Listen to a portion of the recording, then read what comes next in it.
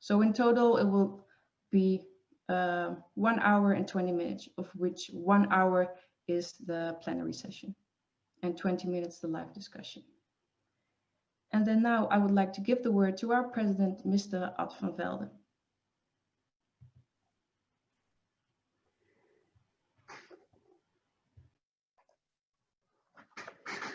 From my side too, a warm welcome to every participant of this global dairy farmers webinar about milk, the crude oil of the food industry. My name is Ad van Velde, dairy farmer in the Netherlands and president of Global Dairy Farmers. Global Dairy Farmers is the only unique network globally of real practicing dairy farmers. Dairy farmers are the basis of GDF. The farmers and also our business partners supporting and inspiring each other. We share new ideas about entrepreneurship, how to manage our farms, but we also discuss the dairy markets and speak about different models of valorizing our milk. With all the online meetings we organized this year with GDF farmers and GDF business partners, I realize what a great group GDF is and what GDF means for me as a dairy farmer. The dairy market. We as farmers were a little concerned about the market around the beginning of the COVID pandemic. In our case, Western Europe, milk prices were reasonable in 2020. Farm gate prices moved around 33, 36 euro cent per kg of milk. It's okay, not super. On the other hand, the forecast of Q1 21 looks much better. The dairy global trade will grow in the future. Over the medium term, the dairy will grow the fastest in milk short regions and markets. Back to this year, in December, we already get 1 cent extra per kg of milk, and the negative November sentiment fades away.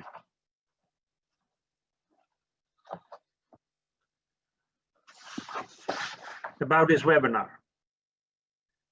GDF is very proud to introduce, to have Mels Boer to present this webinar. Mels is global dairy analyst at the Hoogwegt group. Hoogwegt is world's largest privately owned dairy trader in the world, with offices around the globe and sales in more than 130 countries. Besides trading as the main business, Hoogwegt also owns and rents dairy factories around the world. I'd like to give the word to Mels. He will give his opinion about a somewhat uncertain, challenging market right now. Mels, floor is yours. Thank you. Well, good afternoon, everybody. Let me change the slides. Okay, well, thank you very much for joining this webinar by the Global Dairy Farmers. I have an energy background and I'm pretty new to the dairy industry. And I thought it would be nice to make a presentation about what crude oil and dairy have in common. Just, you know, quick introduction. Well, I work for a dairy trader named Hoogwegt. Within our company, we trade everything from raw milk, cream, skimmed milk powder, whole milk powder, whey, concentrate, cheese, etc. And we are a truly global organization with offices from Buenos Aires, Argentina to Shanghai. Our turnover is approximately 3 billion, and we are moving 140,000 containers per year around the globe. And to put it into perspective, if you put all the containers on a truck, then you end up having a traffic jam from, let's say, Amsterdam to Athens. So the volume is quite high. Well, within the organization, I am one of the global dairy analysts. Effectively, what I do is I try to see where in the world we will have oversupply, where there will be an undersupply, so that our traders can move the goods from the oversupplied regions to the undersupplied regions of the world.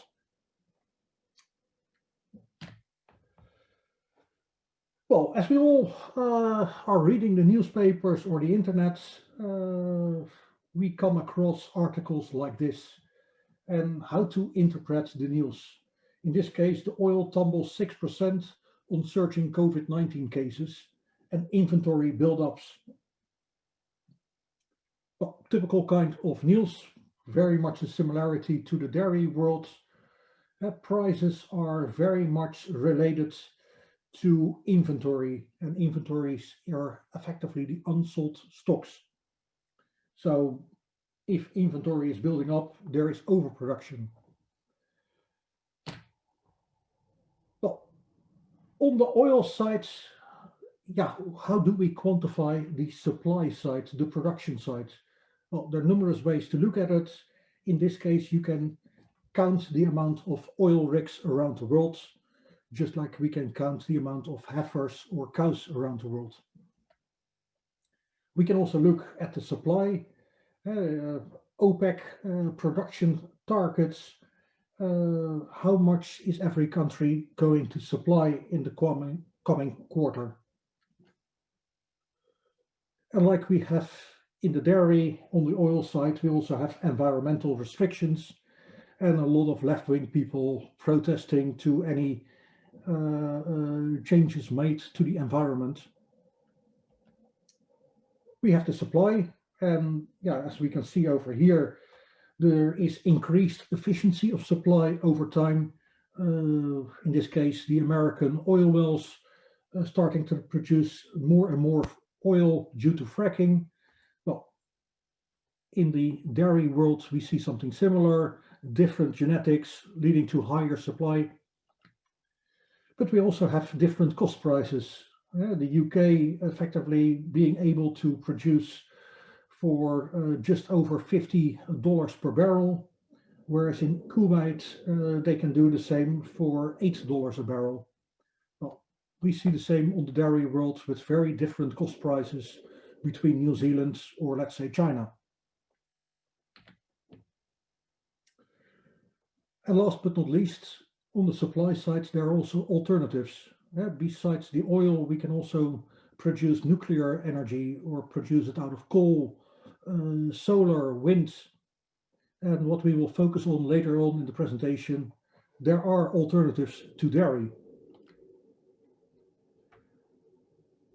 Well, what is effectively crude oil? Well, crude oil, just like raw milk, is something that comes out of the ground and needs to be processed. Effectively, you can make everything from crude oil, from liquefied petroleum gas to all sorts of chemicals, petrol for vehicles, diesel fuels, but also lubricants, fuel oils for ships, or even the tar on the roads, the bitumen on the roads, or the roofing.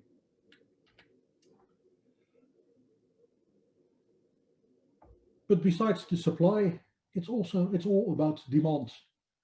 Crude oil is a combination of these several fractions we saw, but it also implies that if consumers can pay a higher price for petrol, then the price of LPG or tarmac can decrease by the same crude oil price. Or alternatively, if there's a lot of demand for petrol, the demand for Nigerian light crude goes up, as refineries favor that over, for example, Alberta tar sands, giving the higher proportion of light fractions in the Nigerian crude. The main driver, however, is consumer demand. And there are various ways to look at this demand. In this case, we are looking at charts by TomTom, a provider of traffic guidance systems. And you can clearly see there is less congestion in London. So effectively, there's less demand for petrol. Shanghai, we see a little bit less, almost the same. So effectively, the situation in Shanghai for the petrol demand is far better. But if we then look at Chicago, well, you can clearly see it looks like there is one big lockdown. The Americans are not driving their cars. So that will have an impact on the crude oil demand. But we can also look at other elements. For example, not only the crude oil demand is impacted by the COVID-19, we can also ask for Google, and they provide Google Trends. How often do people search for the word flights? Well, and what we clearly can see is the amount of searches effectively gradually went up from 2014. And as soon as the COVID-19 broke out, it really collapsed. Well, you can one-to-one say, if people are no longer searching for flights, then there will be far less demand for jet fuel. And as an analyst, we try to combine the supply and demand. And effectively, all the supply that doesn't get sold ends up in inventory or in stocks. And what we can see over here in this chart is the blue line, the crude oil stocks on the left-hand side. If they're going up, then the price of crude is going down. And over here, we look at the year-on-year percentage increase in stocks or the percentage increase in price. And we can see that they are very nicely negatively correlated. So if the stocks go down, the price tends to go up. If the stocks go up, the price tends to go down. Well, now the next thing is, of course, can we do something similar on the dairy side? Do we know where the stocks are and what is going to be impacting the supply and the demand? If there are any questions, then please type them out and Yvonne can ask them to me. And let me now go to the supply side for the raw milk and see how I can explain that to you guys. Well, for me as an analyst, I can say the raw milk supply is easy to forecast. And why is it easy? Well, many times when it is extremely hot and dry in Europe, then the production in the US tends to be very good, and it will be relatively cold and wet in the US. But also if there is a big drought in, let's say, Australia, then many times the production in New Zealand or Argentina tends to be good. So overall, around the world, it's balancing out. And you can model the milk production, which effectively is the blue line, by making an orange model, which is effectively a trend, plus an adjustment for the amount of days per month, and the seasonality, and you can come up to a correlation of 96%. And you really need to zoom in, what I will do, to see that there are differences. But I think a 96% correlation of the global production is already pretty good. If you then say, okay, but can we improve our seasonalized trend model, the orange line, by, for example, putting the price of corn and the price of crude oil in the equation, plus the milk price in the US, then we can develop a gray line, as we see over here, which means we can already forecast the future milk production with a 99% correlation historically. So effectively, let's not look into the supply side, but more into what is the product and what is the demand. Well, what is cow milk? Well, cow milk is effectively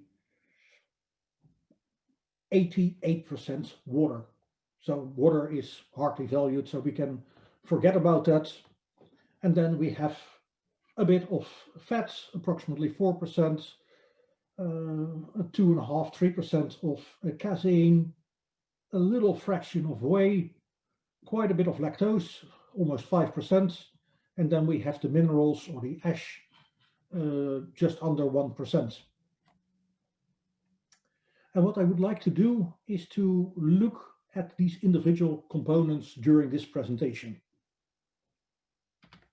because the milk components are changing over time. Over here I have one of my favorite tables, and that is the US domestic dairy semen sales. And what we can see is, around 1980, 1985, there was approximately 92% of the semen that was used for dairy cows was Holstein semen, and the Jerseys was only 4%. Ever since then, the amount of Holstein semen went down to currently approximately 82%, whereas the Jersey semen went up to about 15%. And you can imagine,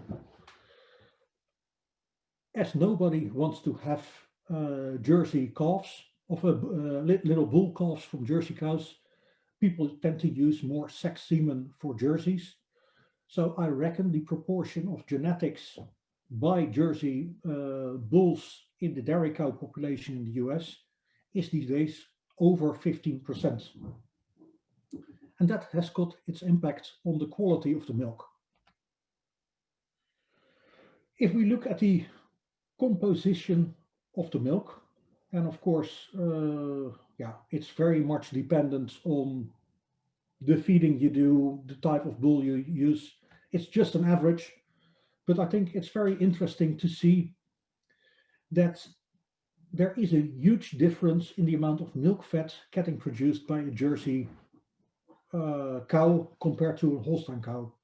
Almost 40% more milk fat and almost 21% more protein. So effectively, the milk is far thicker of the good essential components, what we need for our consumers. And what we also see in the charts on the right-hand side, because of our increased usage of Jersey semen, we also see the percentage of milk fat increasing in the US milk. At the same time, we see the demand changing.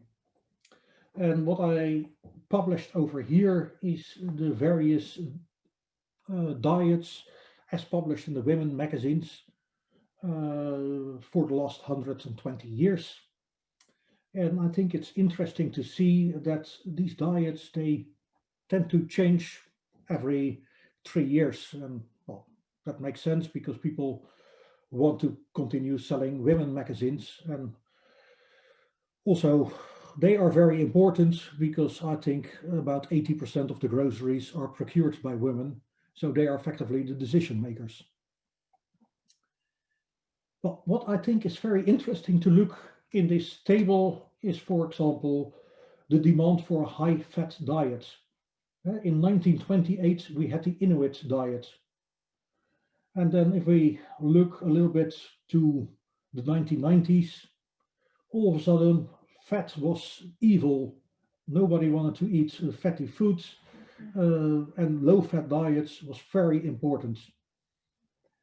If we then look a little bit later, we saw Dr. Atkins' diets coming up. Let's eat high-fat, low carbs. And well, lately we also see the keto diets. Again, people getting pushed into eating high fats. Well, lately we see a bit of a change. Mediterranean diet of fruits, vegetables, fish, and hard healthy fats is getting more popular.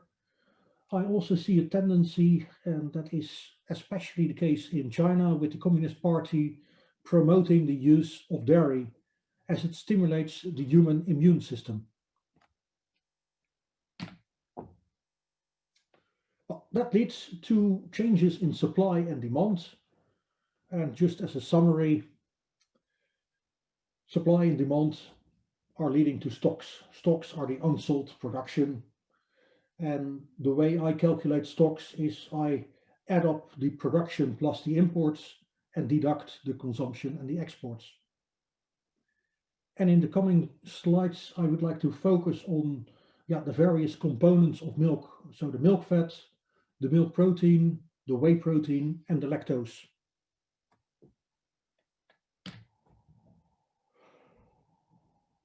The milk fat. Well, what are we doing with milk fat? The USDA is producing very good statistics, and I think it's interesting to see the amount of allocation of milk fat into cheese is really growing over time, whereas the demand for butter is declining, and the fluid beverages, the demand for milk fat is really declining even faster. Frozen dairy products, well, we have seen a lot of ice cream products these days getting produced with the use of palm oil or other plant-based fats instead of milk fat. Well, that has got its impact on the overall demand for milk fat.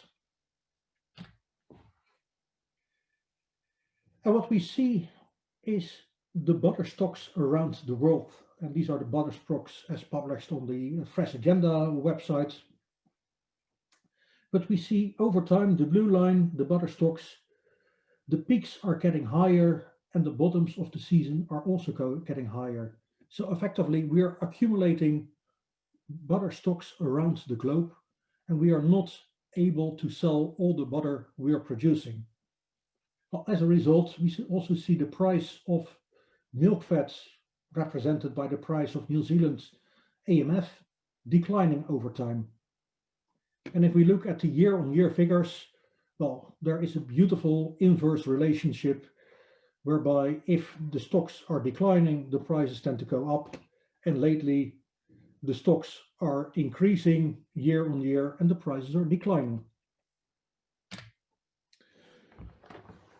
Another way to look at it is to say, well, let's plot the year-on-year increase in stocks on the horizontal axis and the year-on-year increase in AMF prices on the vertical axis. And you see, well, we can put in this dotted line. There is an inverse relationship where if the stocks are falling, we tend to see higher prices. And if the stocks are increasing, prices overall tend to fall, but not always. And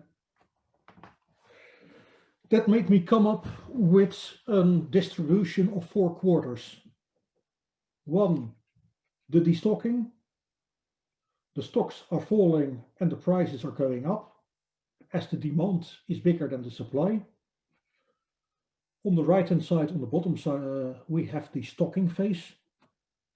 We are stocking products because the demand is smaller than the supply, leading to negative prices.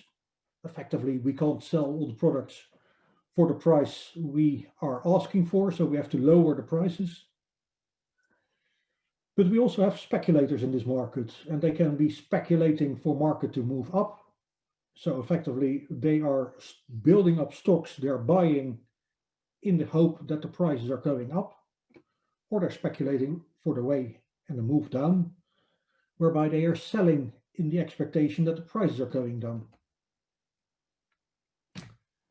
And the nice thing is we can put that into charts, and these charts will help traders making up their mind what are the low risk, high rewards situations.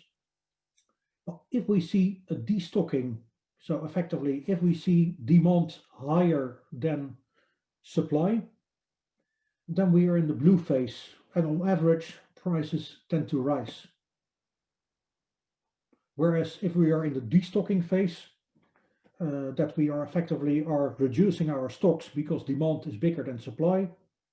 Oh, sorry, if we are in the stocking phase, where we're building stocks because we can't sell it for the price we are asking, prices tend to fall, the green ones. Well, currently, we are effectively globally in the world in destocking, or in a stocking phase. We are building up stocks of milk fat.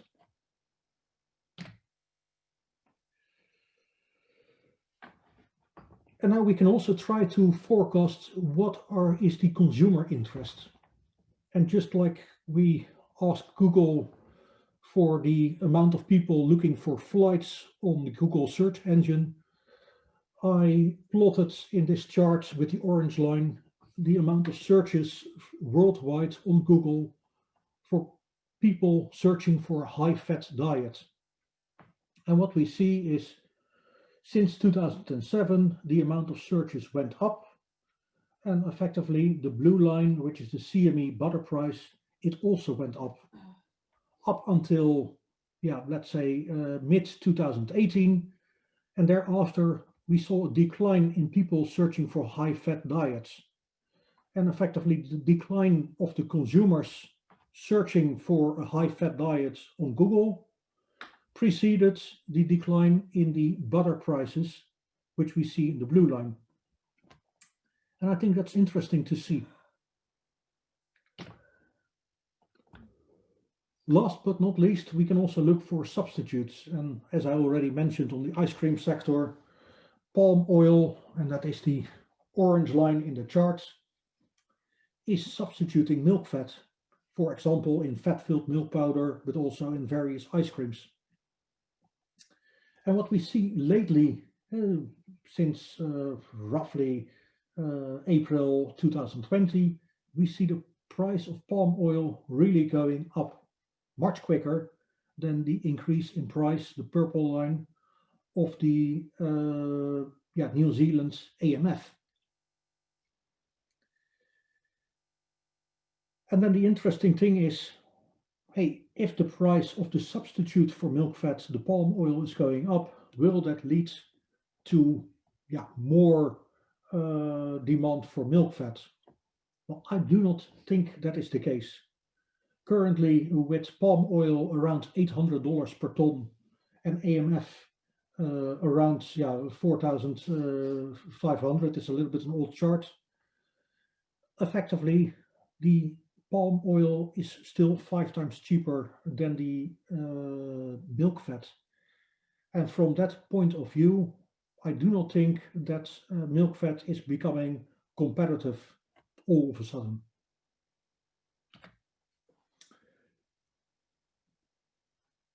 So effectively what we have seen on the milk fat, and I want to summarize it, is we have seen some very high prices due to high demands. But the best cure for high prices are high prices, and we see the demand falling. Partly because consumers couldn't afford these high prices, so they switched into fat-filled milk powder and analog cheeses, but also because the women magazines are no longer focusing on high-fat diets. The number of searches on Google for high-fat diets are declining. Currently, we see that exporting regions, and that is especially in the US, they are stocking butter because they simply cannot sell it for the current prices. And even though we see the substitute, the palm oil price rising, palm oil is still 5 times cheaper than milk fat. So overall, I am bearish milk fat. The only positivity I see is I see some upsides due to the new lockdown and the spread of the COVID-19. In big parts of Europe, people are stuck with their children at home. They can't go out, they can't go to IKEA or the cinema. So they end up baking products with their children. People love to eat fatty foods in miserable times. And there's not much more you can do but eating when you're stuck with children at home. However, I think this is only short term, and for me as a trader, I think, yeah, if the milk fat prices are going up, that is only a selling opportunity, because I think the long-term trend in milk fat is over.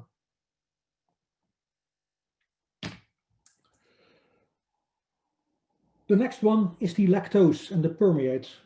Well, what we can clearly see, something similar as what we saw on the butter. There is an inverse relationship between the stocks and the prices.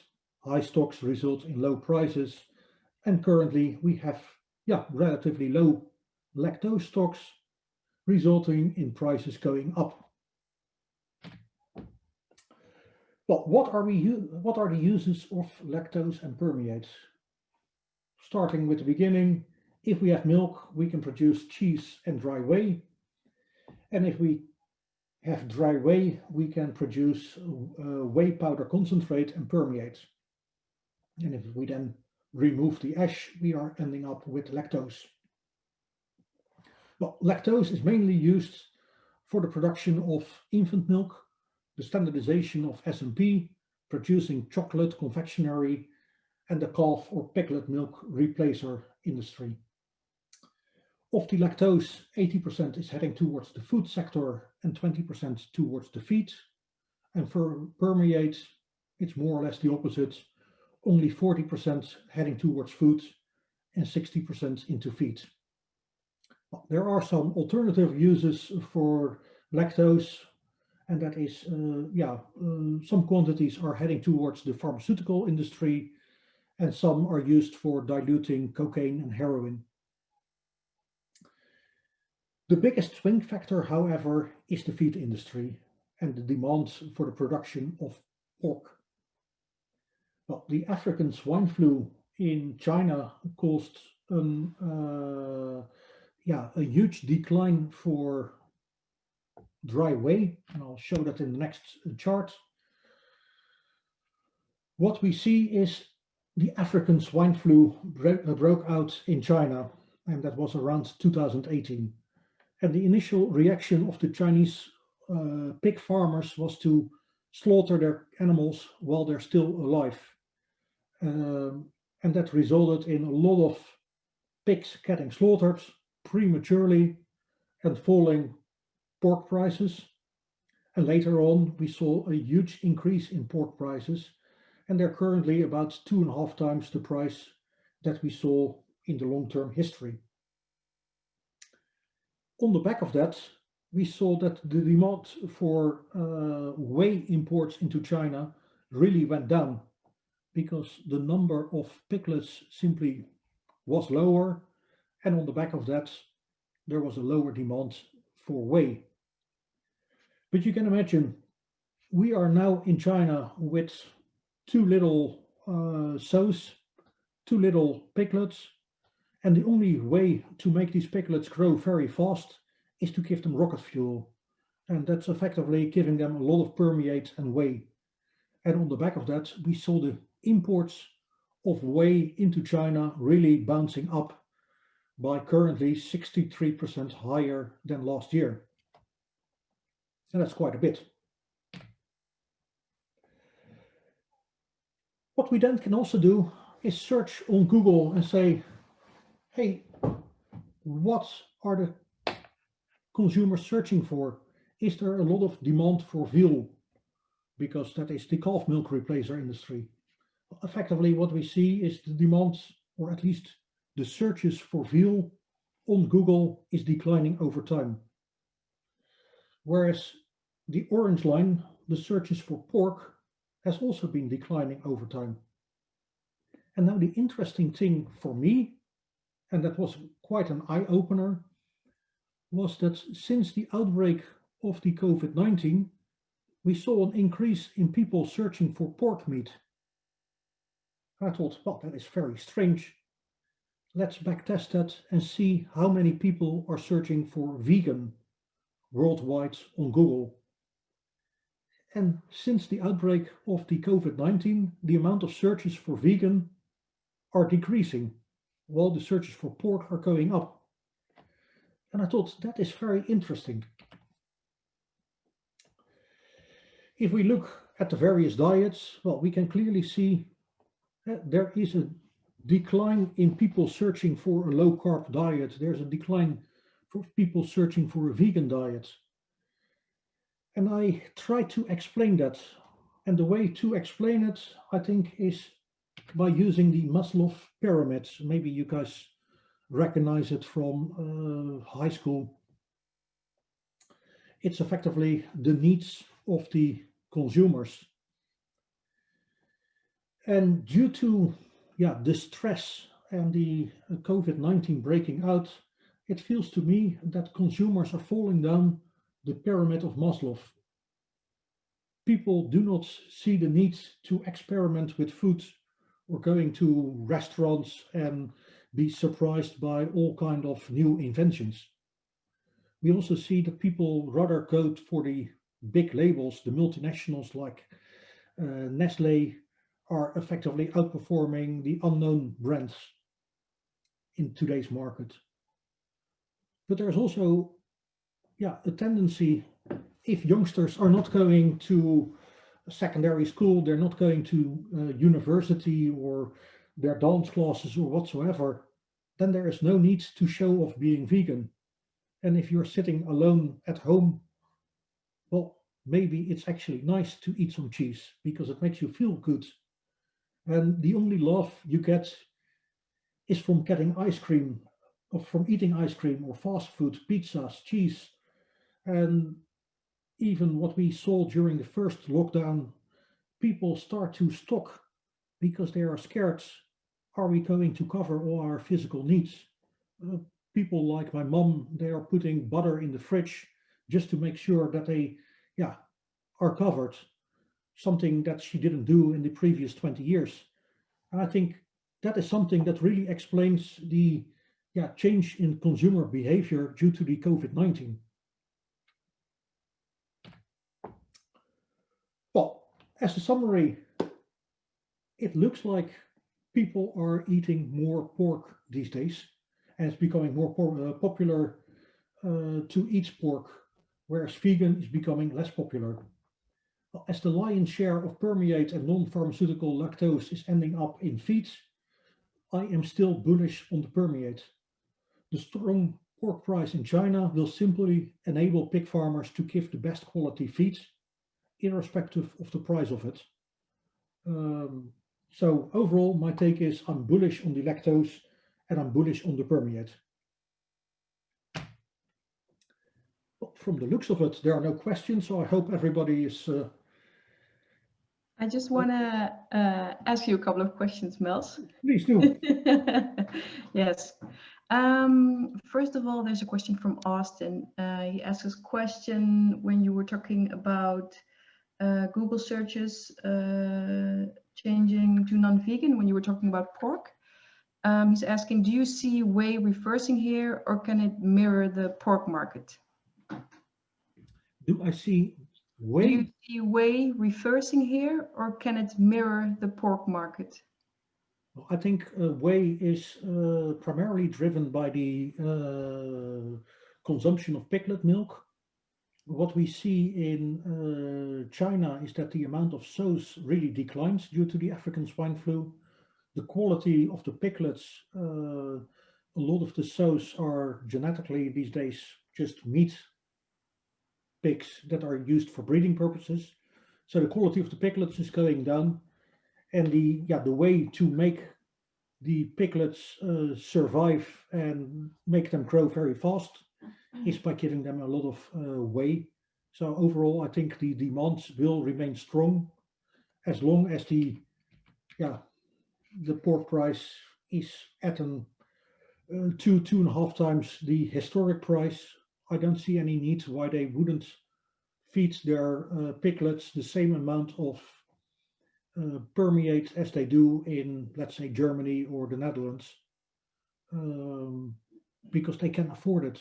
And that means, the demand for permeates will really go up. Thank you. Very elaborate answer. Thank you. I think one more question. Looking at the time, we have a little bit more than 10 minutes left. A question for the preliminary part.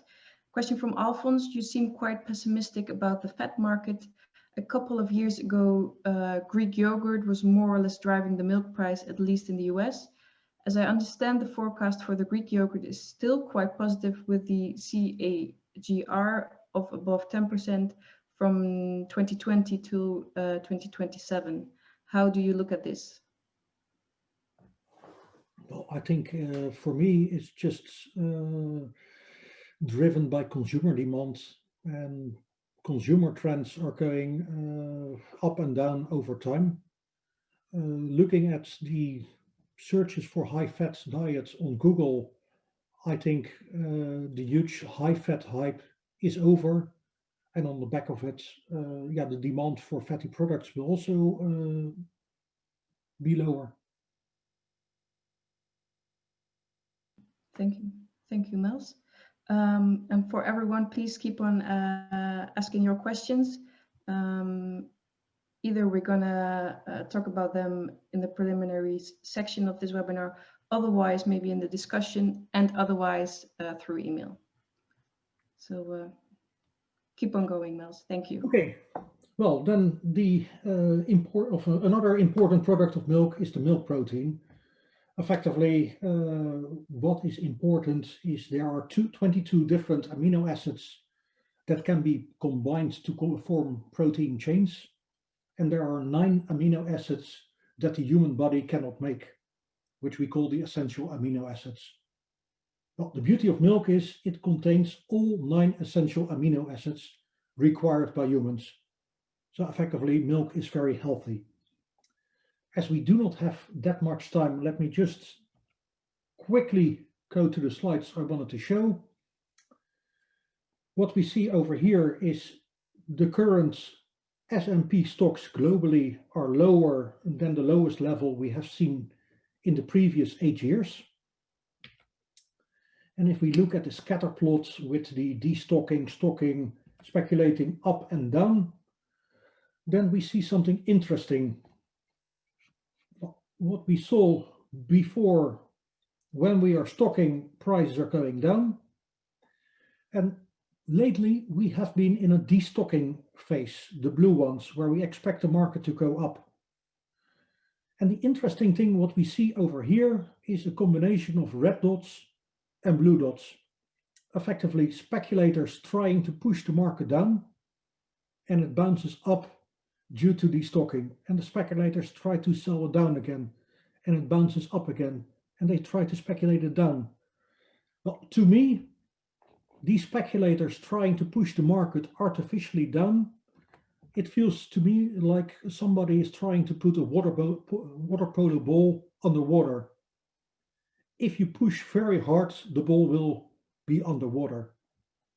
But in the end, it will bounce up. And to me, that is the way the S&P market feels. This market is going to bounce. It's just a matter of time before we are going above $150 per pound.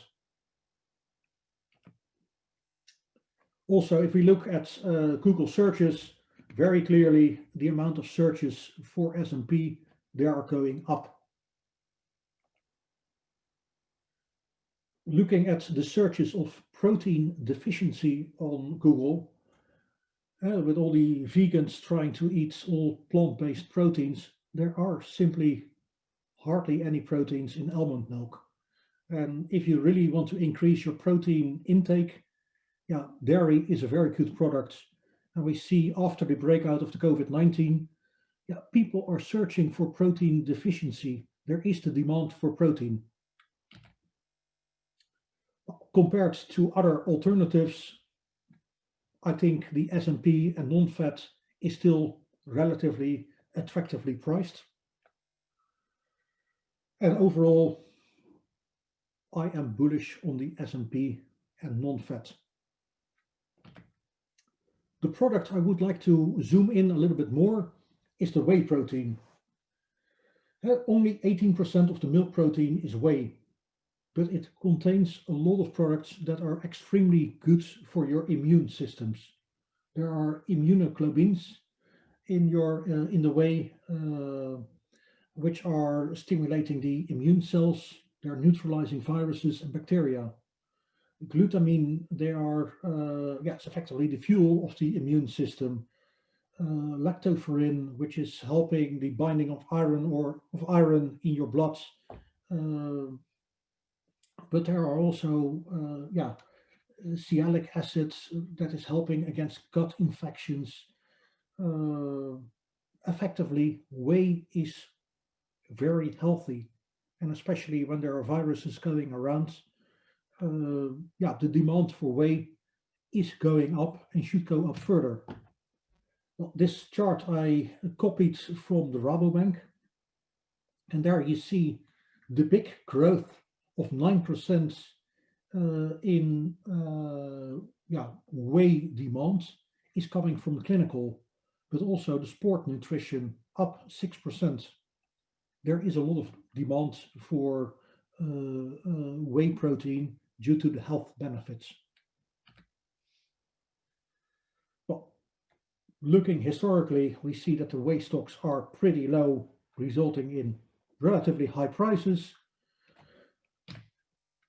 And if we look at the charts, well, we are currently in a situation, we had some stocking, the green lines, due to the African swine flu and the reduced amount of piglets in China. But the last signals we are seeing is we are effectively destocking on the whey due to the fact that the demand is higher than the supply. So I think on the back of this, the whey prices could easily go further up.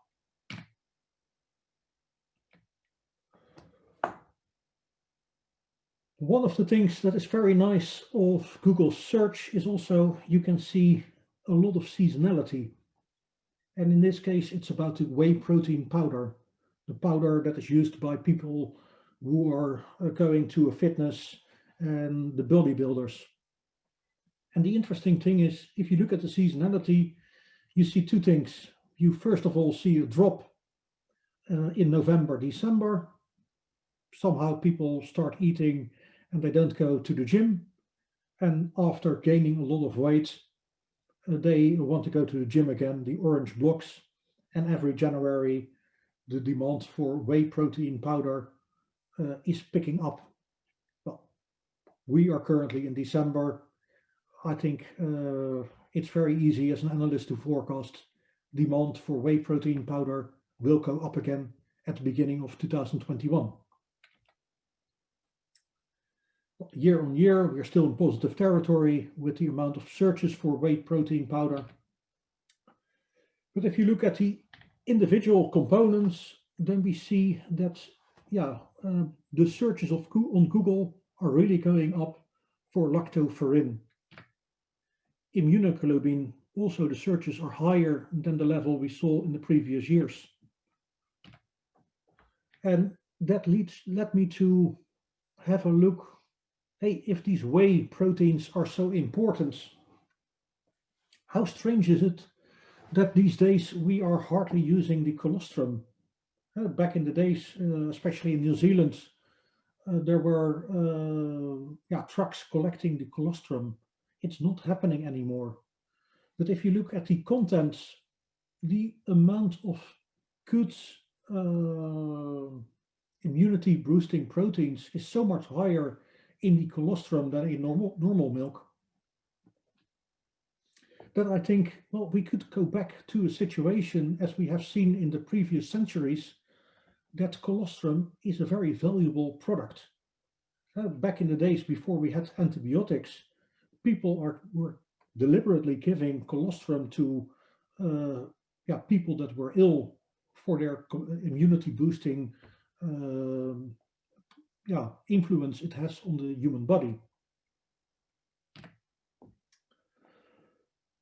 Well, what we see is over time, there is a trend lately that there is more demand for colostrum, and there is quite a bit of seasonality. But what we see is, yeah, we see that the bottoms are getting higher, the peaks are getting higher, so colostrum is getting more popular.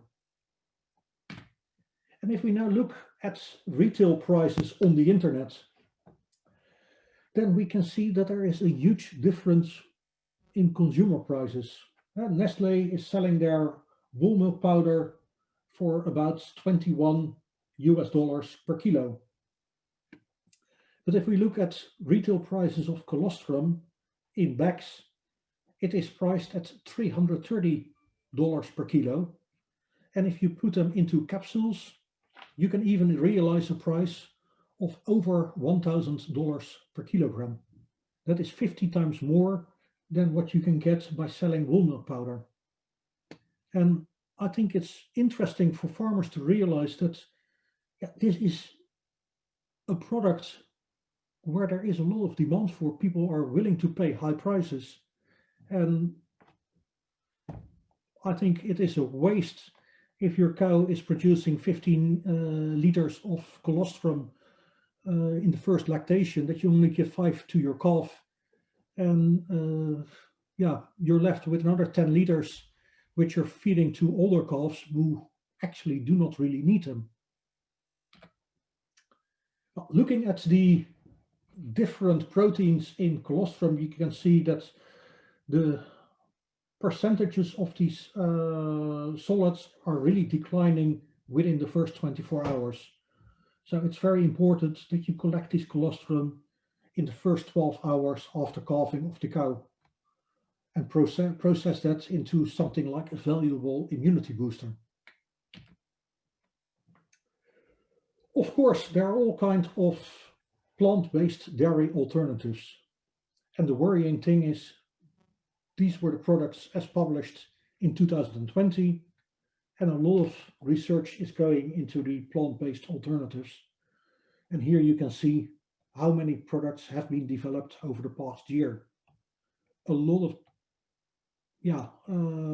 companies like Danone are heavily investing in looking for dairy alternatives.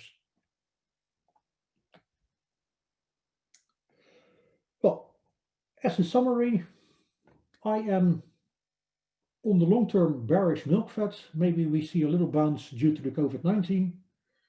On the lactose, I'm moderately bullish. Milk protein, overall, I'm bullish.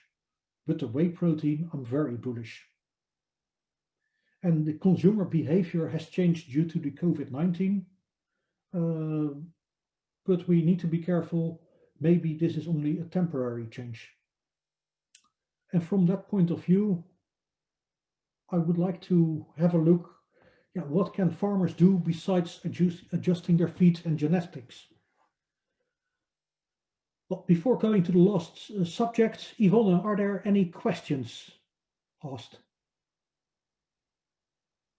Yes, I think let's do one question because we only have a couple of minutes left.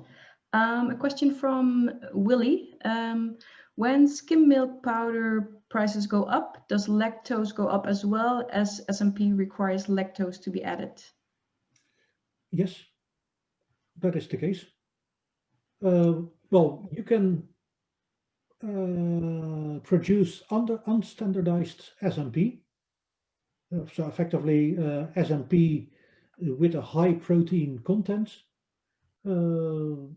And you can standardize it by adding more lactose to it, so reducing the protein content. In most cases, it is more lucrative to standardize it. And for that reason, if S&P production goes up, the demand for lactose will also go up. Thank you. Thank you. Very clear, Mels. Thank you. We have a couple more questions, but I think we'll leave those for the live discussion later on. Please go ahead with the rest of your presentation, Mels. Yeah, it's only a few more slides, but I think it's interesting. I think it's very good to have a few more charts of Google searches and what are consumers actually looking for. Well, I see a trend on Google that consumers are looking more for the search term local food. I see, especially after the outbreak of the COVID-19, consumers worldwide are searching far more for the phrase farm shop on Google. Healthy food is already a trend over the last 10 years. People are searching more for healthy food. Immunity booster, well, a huge explosion after the outbreak of the COVID-19. Sustainability, well, it was going down, but lately it's going up again. And the interesting thing is sustainability, it's not only going up in the rich countries. In countries like Ethiopia, Uganda, Mexico, Ghana, they are in the top 5 of regions with a high interest in sustainability. So do not think because people are poor, they are not interested in sustainability. But as a farmer, what can you do? Well, maybe a nice example. I grew up in Delft, which is more or less in the center of the Netherlands. And my neighbor had a farm and it was surrounded by households. This farm was a farm of only 40 cows, and the farmer effectively was even paid to have his heifers walk in the neighborhood park between the dogs and the children playing. But he also had a very small farm shop, and he is selling about 90% of his milk on his farm directly to the consumers. He's selling milk, buttermilk, yogurt, all at €1 a liter, which is 3 times the price that he would get by selling it to Friesland Campina. And it has been busy. It has been so busy after the outbreak of the COVID-19 that his wife gave up her job to help him in the farm shop. He even had to procure milk from other farmers in the neighborhood because there was so much demand. And it really feels like people are looking for a product which is produced locally, which is transparent, visible. On top of it, in Delft, there are a lot of Muslims, Turkish, Moroccan people, and he is really doing ethnic marketing. He's making combinations which he calls Moroccan milk, combining buttermilk and whole milk. And especially during the Ramadan, the mosques are buying hundreds of liters of this Moroccan milk to resell it at the mosques. And the interesting thing is, even a little farm like this, which is really surrounded by houses and is very old-fashioned, they can make a very good income.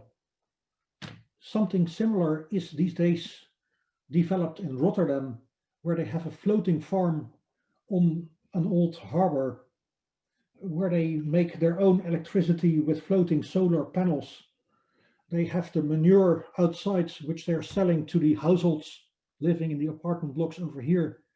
People are buying their manure to feed the plants and their gardens. Of course, not every farmer can move their cattle to the city center of Rotterdam or New York. But I think it's interesting that people are willing to pay so much more. And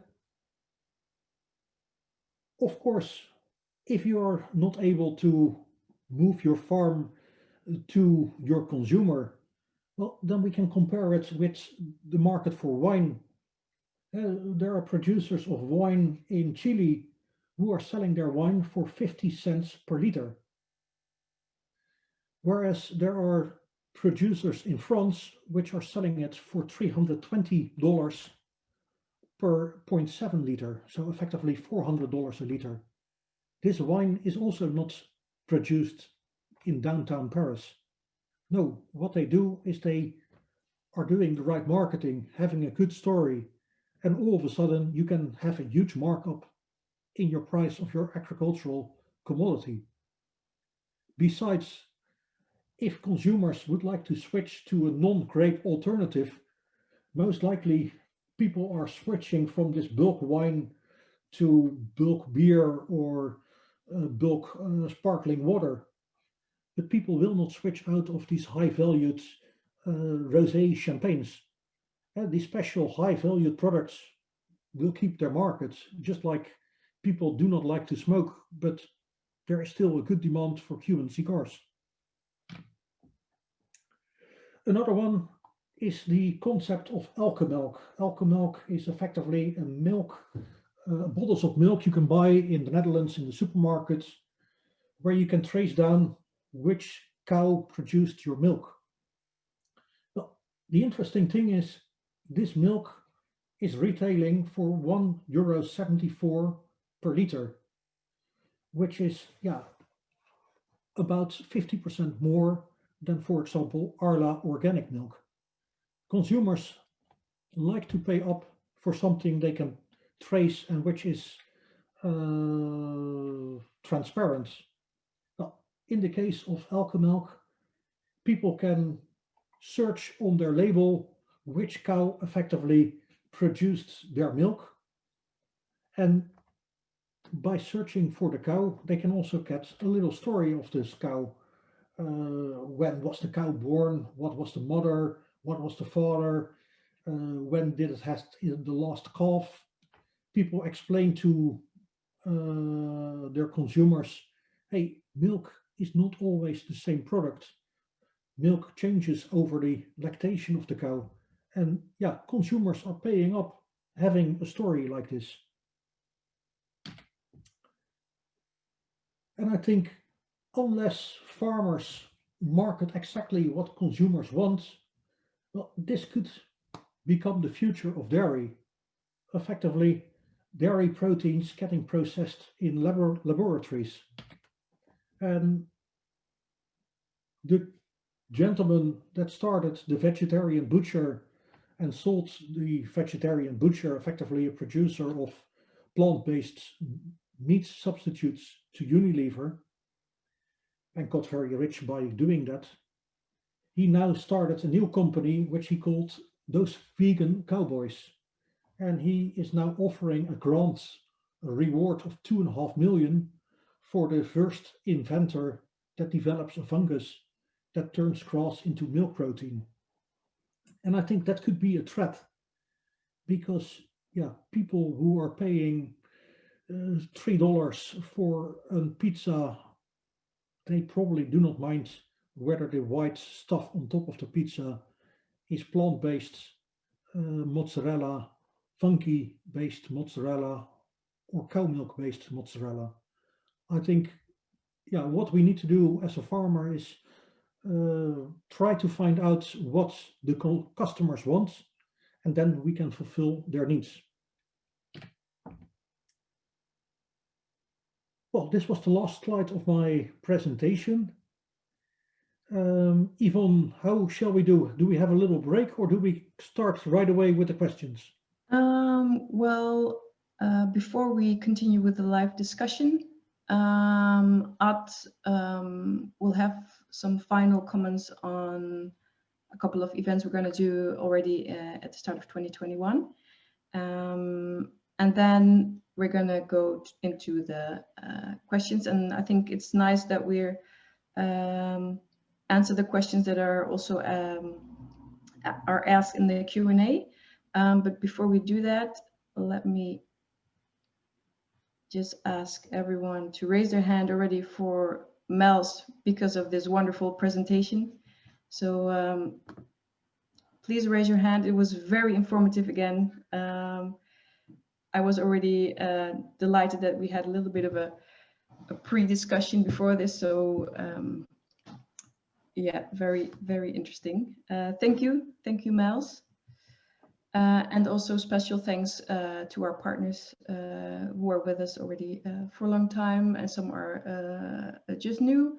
They make it all possible, what we're doing here. So thank all of you. And then Ad will tell you something about our upcoming events. And then we go into the questions. So please stay tuned. Ad.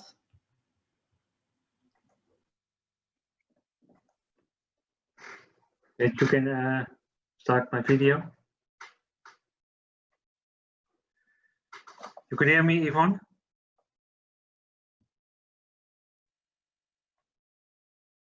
Yes, thank you.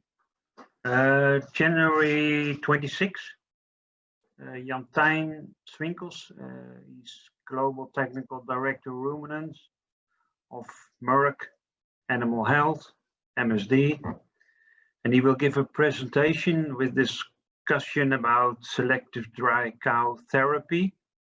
It's a very up-to-date subject, especially with the view to antibiotic reduction, but also in relation to the higher milk productions that are realized. Those higher productions are again more favorable from an environmental point of view. So don't miss this webinar. And before the live, we'll have a break, short break, and then we have a live discussion with Mel. I would like to thank everyone to attending this webinar. What else in 21?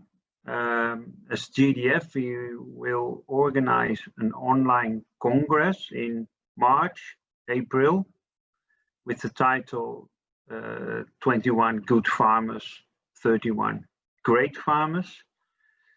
We will do this in full cooperation with our business partners. We are now preparing this event, and our farmers will play a large role in this event. We want to organize short professional movies from many of our GDF farmers, and they will show the farm. It's a short impression, and that's a bit the basis for this event. And we are working for top speakers from the industry worldwide, from all over the world. So pay attention to our website and follow GDF on social media. So then you will be kept informed to all our events. Mels, let me have a look at the Q&A because there were a couple of questions, of which 2 are quite similar, and basically let me see, it's Gerard and Johannes, or sorry, it's Days and Johannes. They're asking, have you done anything to test how well Google search terms align / correlate with actual purchasing behavior? And connected to that question is the question from Johannes. How reliable are Google search data for dairy commodities demand? Do you see clear correlation with other data about dairy commodities demands in the past? Well, we, as Hoogwegt, we are selling a lot of whey protein powder, whey protein concentrates. And we know that customers are already starting to order in November because they want to have their promotions on, and they expect their sales to pick up in by the start of the new year, when everybody is trying to be healthy, lose weight, and go to the gym again. In that respect, we are seeing, in the market, really the same as Google is showing with the searches of the customers. The only difference as a trader is, we have to anticipate before the customer starts to order. So when the customer starts to order in January, we have to make sure that our retailers are already getting the products in December.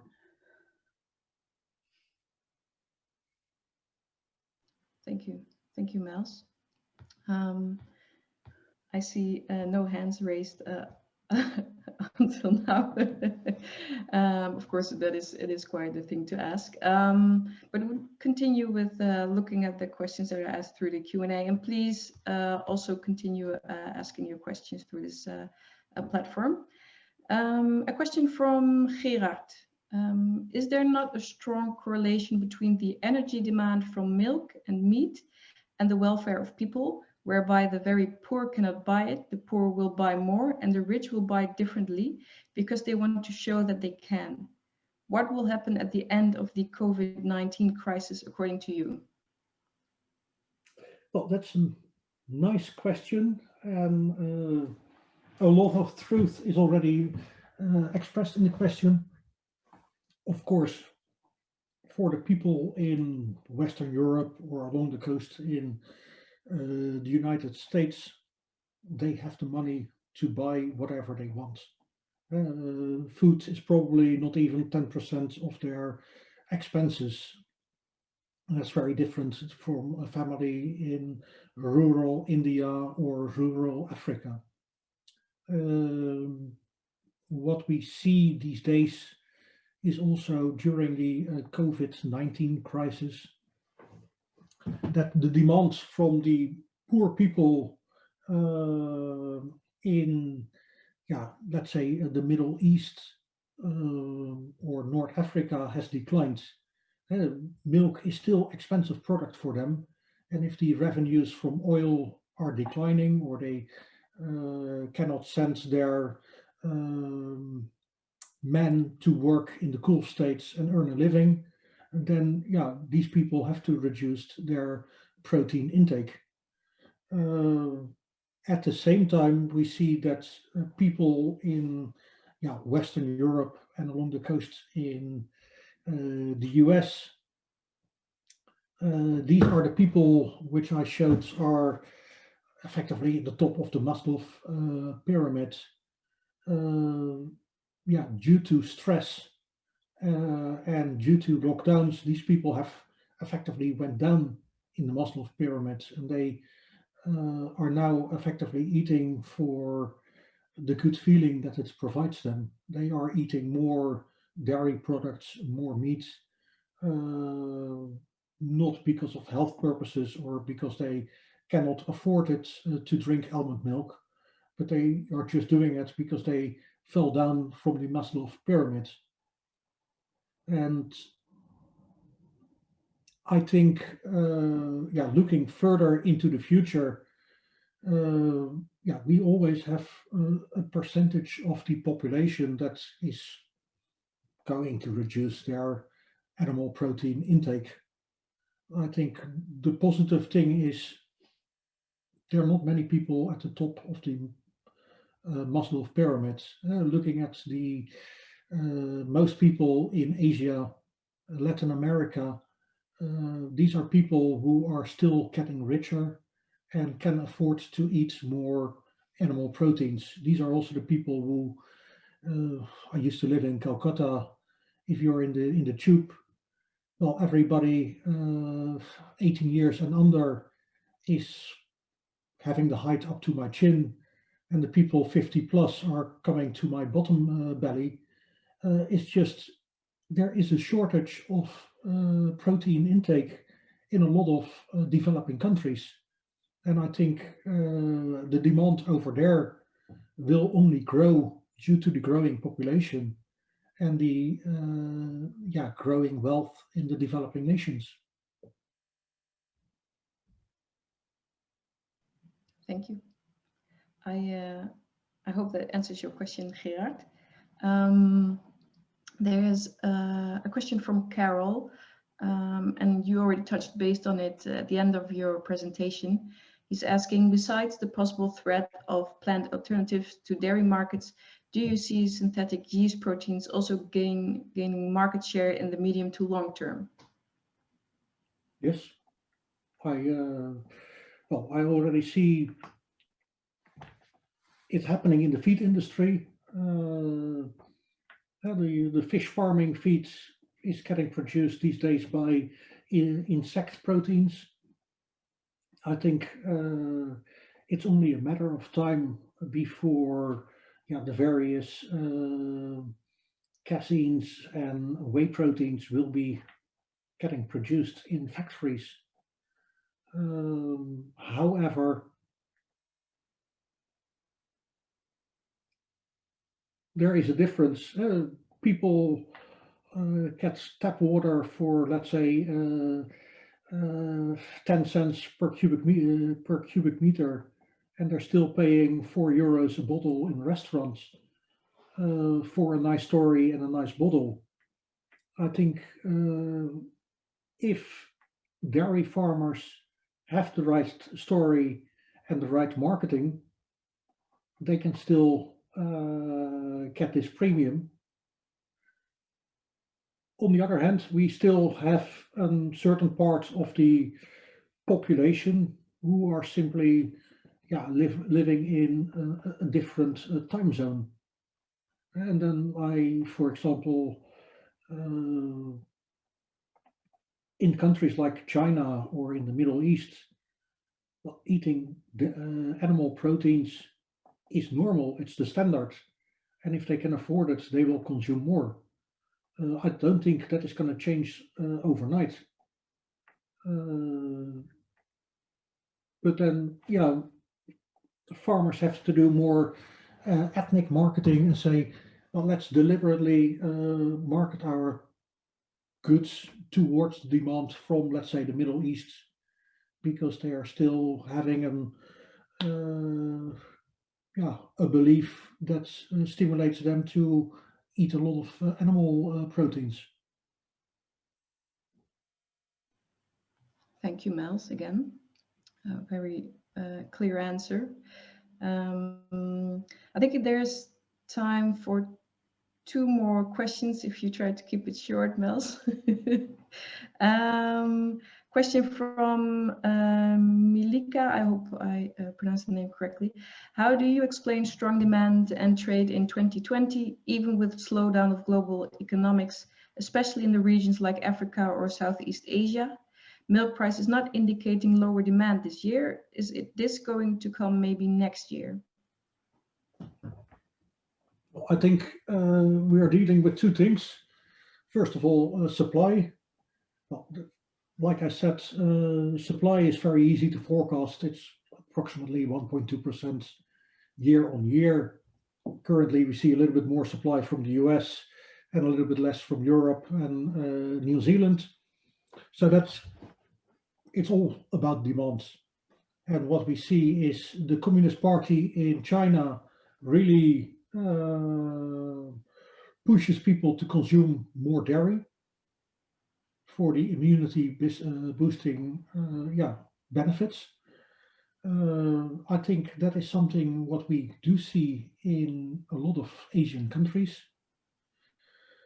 What we also see in a lot of Western countries, like in Europe and the US, people have the money to spend.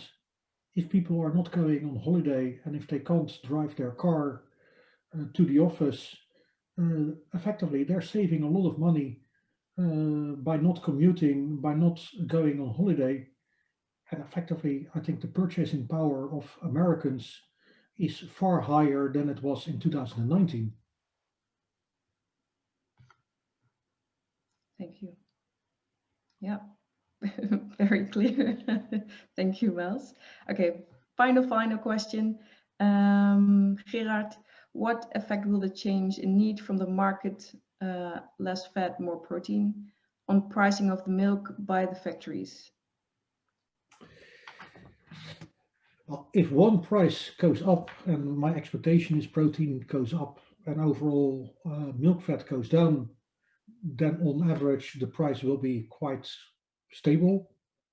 I think for the time being, the problem is how can we market our milk fat and how can we get rid of it, because the current situation, especially in the US, that we have more and more butter in freezers doing nothing but getting old, is problematic.